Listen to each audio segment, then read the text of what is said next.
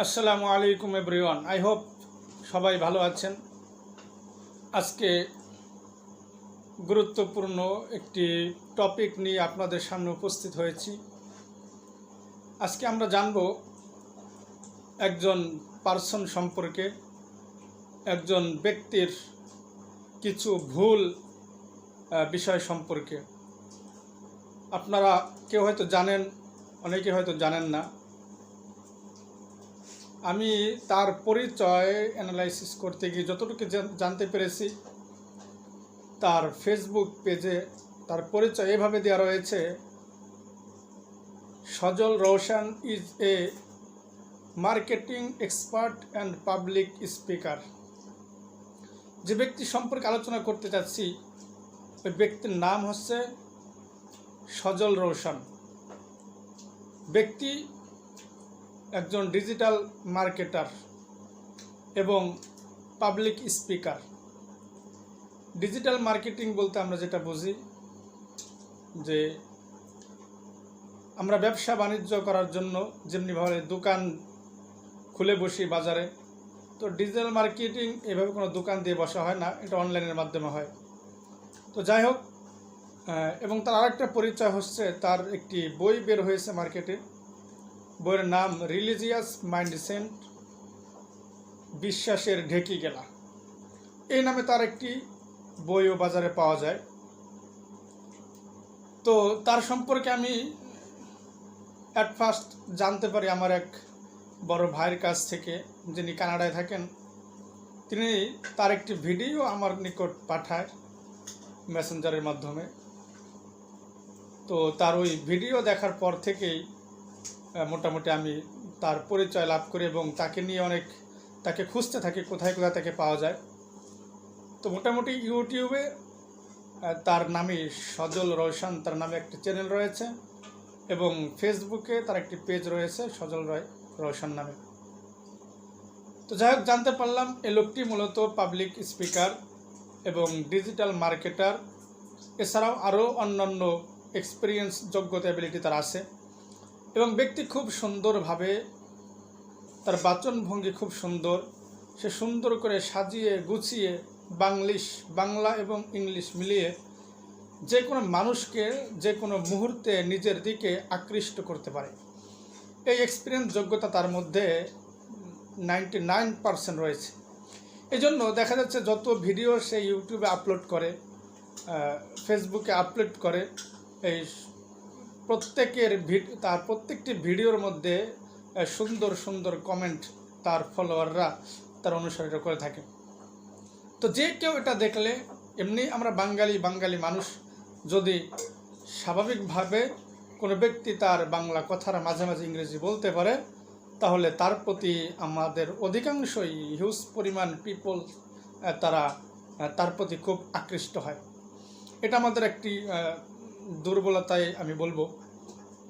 যাই হোক, তো এই সজল রোশন, তিনি একজন ডিজিটাল মার্কেটার এবং পাবলিক স্পিকার। বিভিন্ন মানুষের সামনে বক্তব্য দিয়ে থাকেন, মোটিভেশনাল বক্তব্য দিয়ে থাকেন, মানুষকে উৎসাহমূলক বক্তব্য দিয়ে থাকেন, এবং ডিজিটাল মার্কেটিং সম্পর্কে তার অনেক ভিডিও ইউটিউবে আপলোড করা আছে। মাঝে একটু কথা বলে নিই দর্শক, প্রিয় ভিউয়ার্স যারা শুনছেন, যে আসলে আমরা যদি আমরা আতর ক্রয় করতে চাই, তাহলে আমরা কিছুতেই কিন্তু কামারের দোকানে আতর ক্রয় করতে যাই না। আবার যদি কোনো ব্যক্তি আমাদের ওষুধের প্রয়োজন হয়, তাহলে কিন্তু আমরা ওষুধটি কোনো মুদির দোকানে গিয়ে ক্রয় করি না। স্বাভাবিকভাবে ঔষধের দোকান থেকে ওষুধ ক্রয় করি, আতরের দোকান থেকে আতর ক্রয় করি। যেই দোকানে যার যে কর্ম, আমরা সেখান থেকে সেটা আমরা গ্রহণ করে থাকি। এটা কথা বলার উদ্দেশ্য হলো আমার, যে সজল রোশন কোনো ধার্মিক পণ্ডিত নয় এবং কোনো ইসলামিক স্কলারও নয়, বাট সে অনেক লেখাপড়া হয়তো করেছে, অনলাইনে হোক অফলাইনে হোক। সে অনেক কিতাবাদি বই পুস্তক পড়েছেন এবং ইসলাম নিয়ে, কোরআন এবং হাদিস নিয়ে কিছু অ্যানালাইসিস, গবেষণাকে সে করেছেন। But that is not enough for him. এই গবেষণাটা এটা তার জন্য যথেষ্ট নয়। সে যদি আরও ভালোভাবে গবেষণা করে অ্যানালাইসিস করে তাহলে হয়তো সে তার ভুল থেকে বেরিয়ে আসতে পারবেন, আল্লাহ তাআলা যদি তাকে হিদায়াত দান করেন। তো যাই হোক, এই সজল রওশন তার ইউটিউব চ্যানেলে যদি আপনারা ঢুকেন তাহলে দেখতে পাবেন কত সুন্দর সুন্দর আকর্ষণীয় থাম্বনেল, প্রত্যেকটা ভিডিও তার কথা কত সুন্দর। তো সেখানে আমি একটি ভিডিও সেদিন দেখলাম যার শিরোনাম এরকম যে কোরআনের সরল পথ বনাম হাদিসের চোরাবালি। শিরোনাম দেখলেই বুঝতে পারতেছেন, কোরআনের সরল পথ বনাম হাদিসের চোরাবালি। এক কথায় আমরা যদি সহজে এটাকে বলি তাহলে আমরা দেখছি, আমরা কিতাবাদিতে পড়েছি যে আল্লাহ রসুলের জামানার পর থেকেই, শতাব্দী পর থেকেই দেখা যায় অনেক মানুষ তারা কোরআনকে মানতে চায়, কোরআনকে মানে, কিন্তু আল্লাহর নবীর হাদিসকে মানতে চায় না, যাদেরকে আমরা মুনকিরে হাদিস বলে থাকি। তো আমি সজল রওশনের সমস্ত ভিডিও থেকে যেটা বুঝতে পেরেছি, সে একজন মুনকিরে হাদিস, অর্থাৎ আল্লাহর নবী সাল্লাল্লাহু আলাইহি সাল্লামের হাদিসকে সে মানে না, সে মানতে পারবে না, এবং সে মানে না, সে ডাইরেক্ট হাদিসকে অস্বীকার করে যে কোরআনের সরল পথ বনাম হাদিসের চোরাবালি, এটা তার শিরোনাম। তো দর্শক, আমি তার এই ভিডিওটি দেখতেছিলাম, মাঝে আরেকটু কথা বলে নিই। ওনার আরেকটি ভিডিও কয়েকদিন আগে আমি দেখেছি যে উনি লিখছেন মহারথীদের follower secret, Facebook follower secret. অর্থাৎ আমরা অনেক সময় দেখি যে ফেসবুক পেজে আমাদের যারা ইসলামী স্কলার আছে, এছাড়াও যারা অনেক বড় বড় ব্যক্তিত্ব পার্সন আছে, দেখতে পাই তাদের লক্ষ লক্ষ মিলিয়ন বিলিয়ন কোটি কোটি তাদের ফলোয়ার থাকে। তো উনি মূলত বুঝাতে চাইছেন যে এই যে ফলোয়ারগুলো আসে, এই ফলোয়ারগুলো মূলত অটোমেটিকলি আসে না, বরং এগুলো অ্যাড এর মাধ্যমে, বিজ্ঞাপনের মাধ্যমে, আমরা যাকে সহজ ভাষায় বলে থাকি ফেসবুক পেজ বুস্ট করার মাধ্যমে এসে থাকে। অর্থাৎ ফেসবুককে কিছু টাকা দিলে, গুগলকে কিছু টাকা দিলে তারা এই আপনার পেজটিকে, যে টাকা দেবে তার পেজটিকে বিভিন্ন মানুষের সামনে, বিভিন্ন ওখানে বয়সও সিলেক্ট করা যায়, যে কোনো বয়সের মানুষের সামনে তারা পেজটিকে তুলে ধরবে, বা সেখান থেকে ফলোয়ার আসবে, লাইক আসবে। তো যাই হোক, সজল রওশন বলতেছিলেন যে এই যে আহমদুল্লাহ বলেন, এই যে মামুনুল হক বলেন, এই যে কি বলে মিজানুর রহমান আজহারি বলেন, এদের যে এত এত মিলিয়ন ফলোয়ার, এগুলো মূলত এই অ্যাডস এর মাধ্যমে তাদের ফলোয়ারগুলো আনা।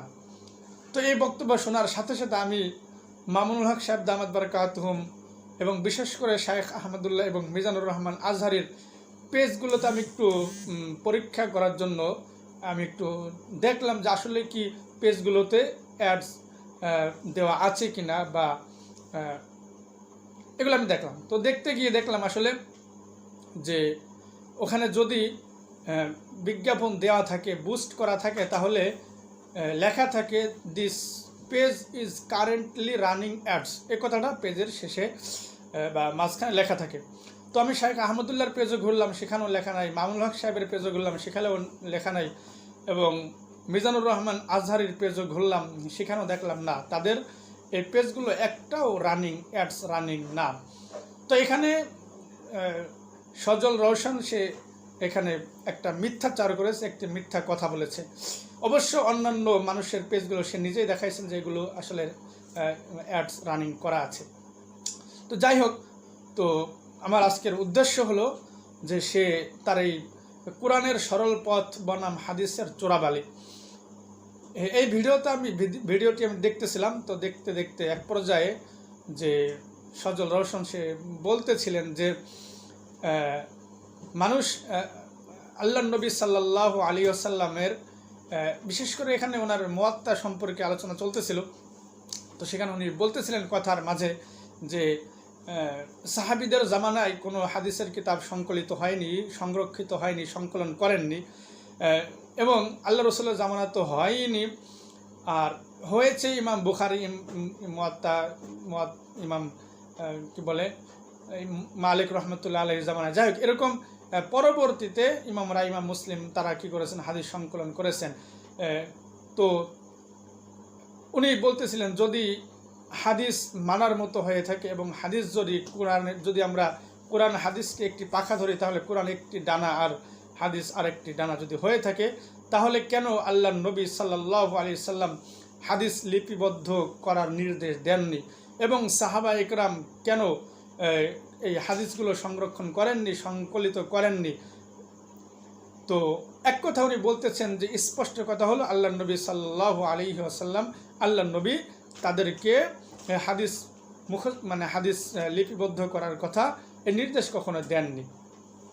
তো এটা একটা চরম মিথ্যা কথা যে আল্লাহর নবী সাল্লাল্লাহু আলাইহি সাল্লাম হাদিস লিপিবদ্ধ করার নির্দেশ দেন, এটা চরম মিথ্যা কথা।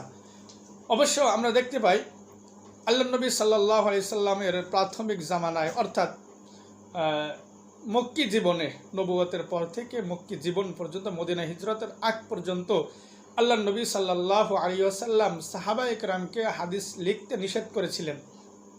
প্রিয় উপস্থিতি, আমি আবার বলছি, আল্লাহর নবী সাল্লাল্লাহু আলাইহি সাল্লামের মক্কি জীবনে আল্লাহর নবী সাল্লাল্লাহু আলাইহি সাল্লাম হাদিস লিপিবদ্ধ করতে ডাইরেক্ট সাহাবা ইকরামকে নিষেধ করেছেন এবং এই সময়ে কোনো সাহাবী কোনো হাদিস লিপিবদ্ধ করছেন এরকম কোনো প্রমাণ আমাদের কাছে নেই।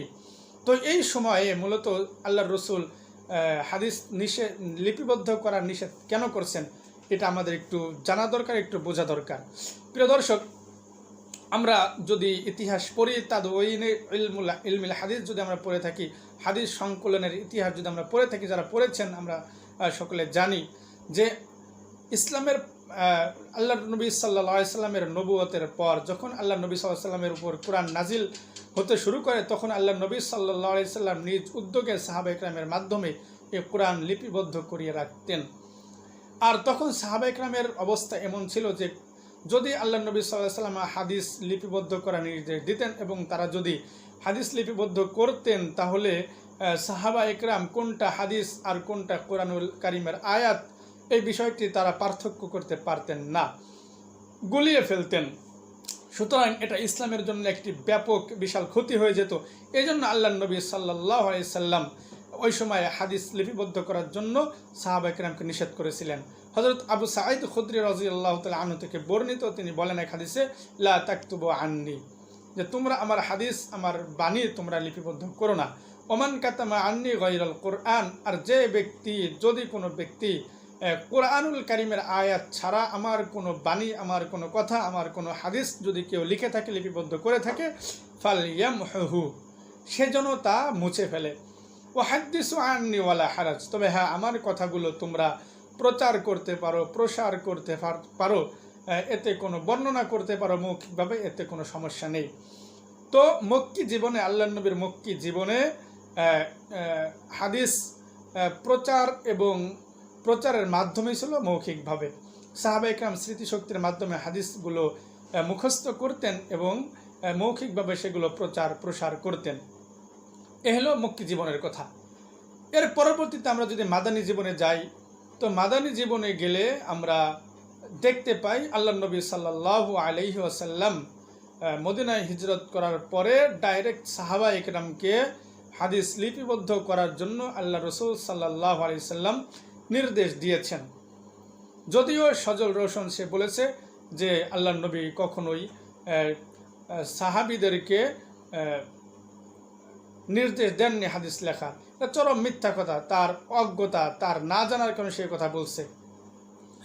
তো যাই হোক, আমরা দেখতে পাই যদি একটা হাদিস রয়েছে হযরত আব্দুল্লাহ ইবনে আমর রাদিয়াল্লাহু তাআলা আনহু থেকে বর্ণিত, তিনি বলেন, কুনতু আকতুবু কুল্লা শাইইন, তিনি বলেন যে আমি আল্লাহ রসুল সাল্লাল্লাহু আলাইহি সাল্লাম থেকে যা শুনতাম আমি সবগুলোই মুখস্থ করে ফেলতাম। তো যাই হোক, আমি মুখস্থ করলে কুরাইশরা আমাকে একবার নিষেধ করলো, ফানাহাতনি কুরাইশুন, কুরাইশরা আমাকে নিষেধ করলো যে আল্লাহর নবী সাল্লাল্লাহু আলাইহি সাল্লাম সে একজন মানুষ, সে কখনো রাগ হয়ে কথা বলে, আবার কখনো ভালো মনেও কথা বলে, সুতরাং তুমি আর লেখো না। তো এর পরবর্তীতে এই কথা বলার পর আমি লিখলাম না।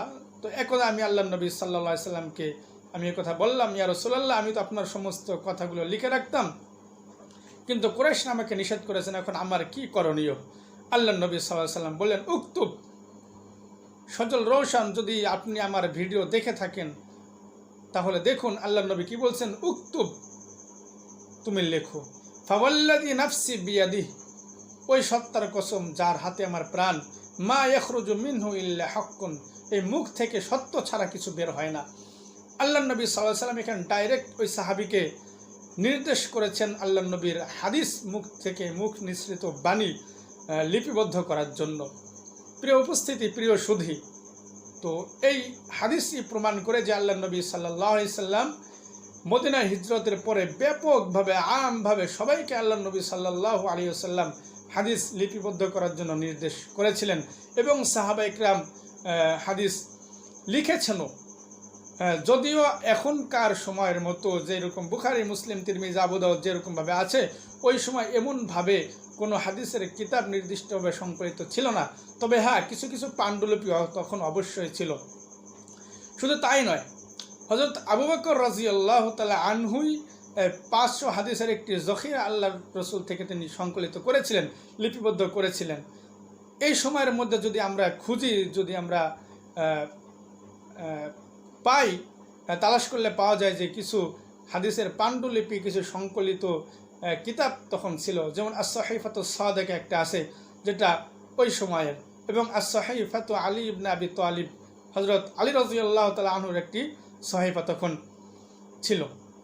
তো এই কিতাবগুলো, এই সংকলিত পাণ্ডুলিপিগুলো আল্লাহ নবী সাল্লাল্লাহু আলাইহি ওয়াসাল্লামের জামানায় আল্লাহ রাসূল সাল্লাল্লাহু আলাইহি ওয়াসাল্লামের জীবদ্দশায় লিপিবদ্ধ করা, যদিও তখন এরকমভাবে প্রচার প্রসার এবং সায়ে যায় হয়নি।